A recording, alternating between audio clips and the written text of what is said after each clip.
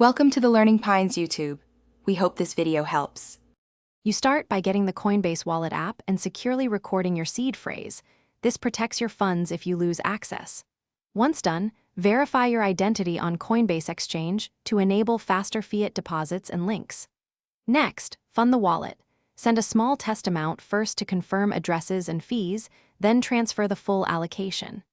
Make sure to consider gas costs and network type so you don't overpay on transactions. You now execute earning strategies that match your risk profile. Stake supported assets for passive yield or provide liquidity to pools to earn fees. Both require understanding impermanent loss. Once done, use dollar cost averaging to buy tokens you researched and avoid emotional timing. Also explore airdrops, vetted NFT flips, or decentralized finance opportunities, but always check smart contract audits and gas efficiency. You finish by actively managing positions. Set alerts, harvest gains, and rebalance to lock profits.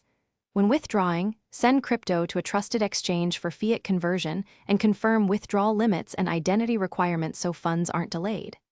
If things go wrong, a common fix is checking non-C and gas settings and ensuring the contract has approval. If a transaction is stuck, try speed up or cancel methods. Document trades for taxes and stay secure.